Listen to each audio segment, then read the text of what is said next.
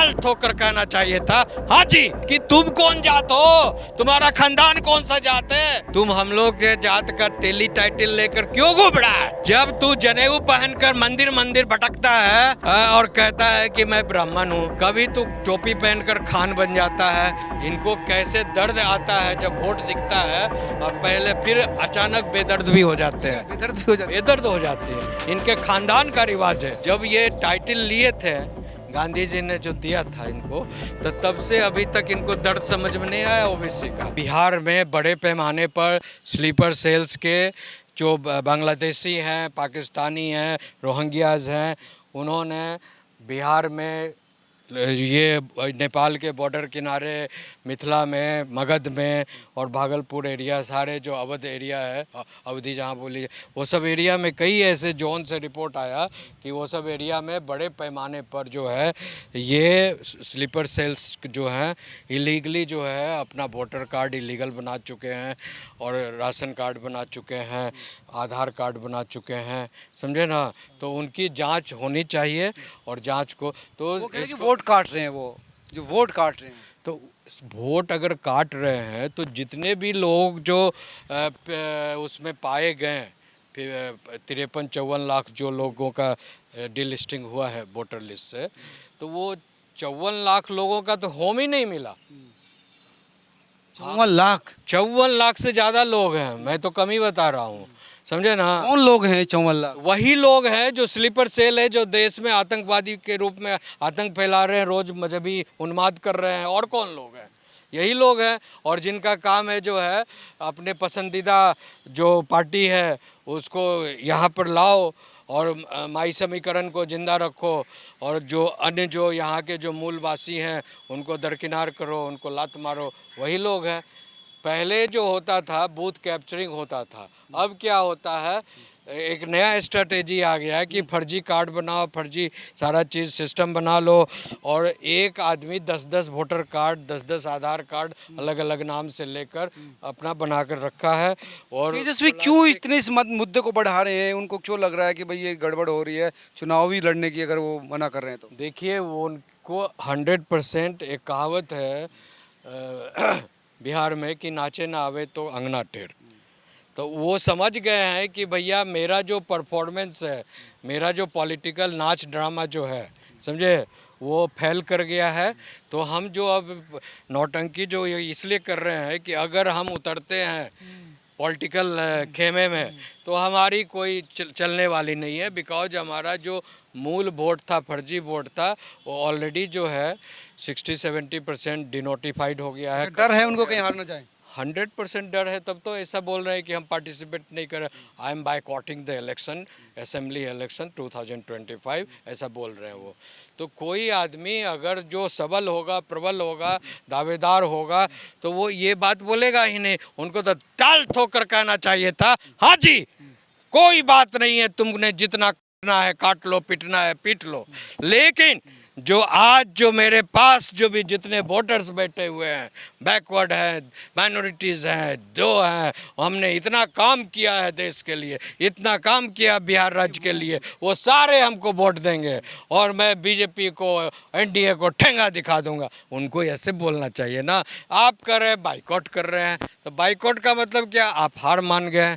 तो हार मानने का मतलब है कि आप अपनी जिम्मेदारी को, जब आप खुद से हार मान गए पहले ही, तो जो आपको जो 10 पैसा मिलने वाला था वोट में, 10% वोट मिलने वाला था, वो भी जो है बेचारे जो वोटर्स बैकग्राउंड चले गए, कहे भैया ये तो पहले से जो हार मानने की कवायद कर रहा है, तो इसको वोट देने से क्या फ़ायदा है। राहुल गांधी तैयारी कर रहे हैं, वो कह रहे हैं कि ओबीसी को मैं पहचान नहीं पाया, अगर मैं यूपीए के दौरान मुझे समझ होती ओबीसी की ताकत की तो मैं तभी जनगणना करवा देता। अब ऐसा है कि ये इनकी पुरानी कहानी है। सबसे बड़ी बात है कि ये जो है ओबीसी की ही जो है सरनेम लेकर घूम रहे हैं। कौन?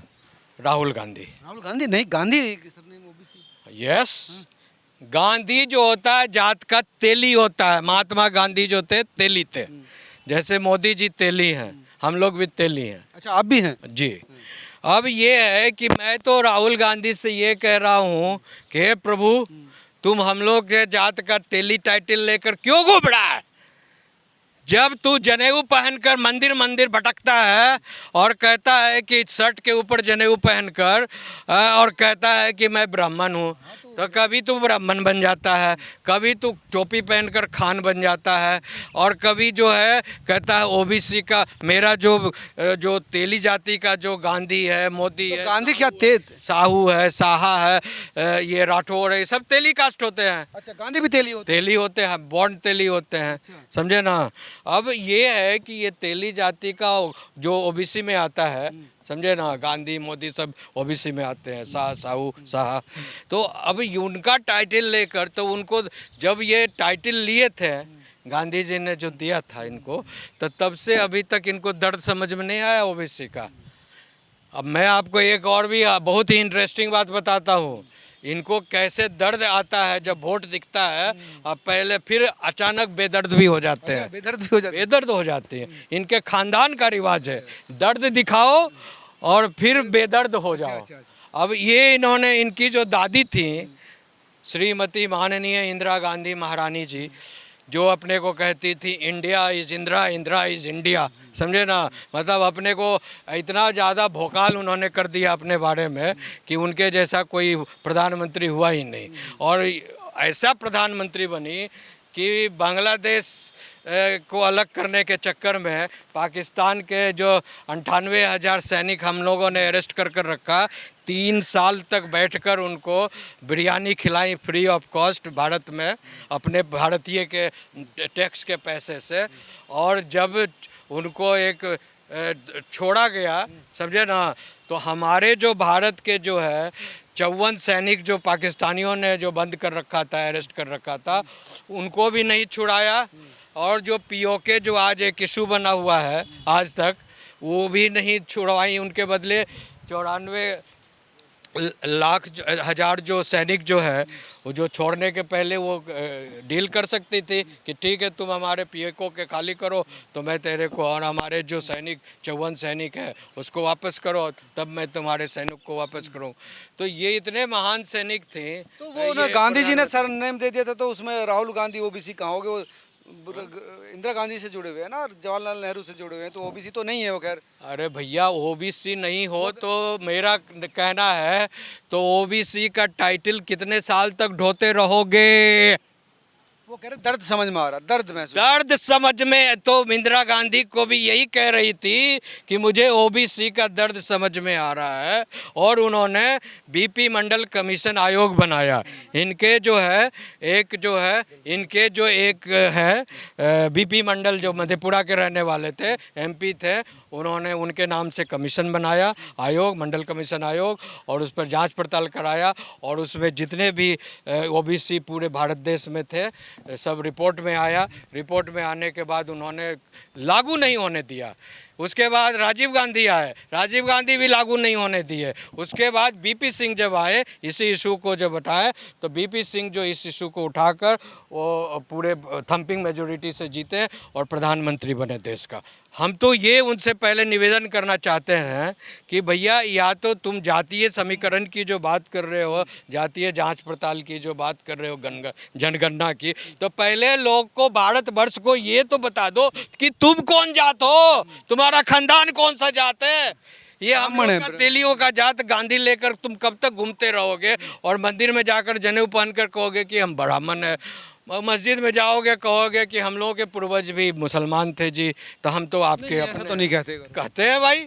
कई जगह उन्होंने कहा कि हमारा पूर्वज, इनकी मिसेज गांधी जो थी, नटवर लाल जी की बुक पढ़ी है, वो अफ़गानिस्तान गई, वहाँ पर जो है वो अकबर के जो होता है मज़ार के सामने बोल रही है कि हम आपका अभी तक जो है हम हिंदुस्तान को जो है ये नहीं बना पाए हैं, गजवाए हिंद नहीं करवा पाए। ये बुक में लिखा हुआ है। नटवर सिंह जी ने one life is not enough, उन्होंने अपने किताब में लिखा। वो फॉरेन मिनिस्टर थे इंदिरा गांधी के टाइम। इसको आप सुप्रीम कोर्ट में अप्रोच करोगे?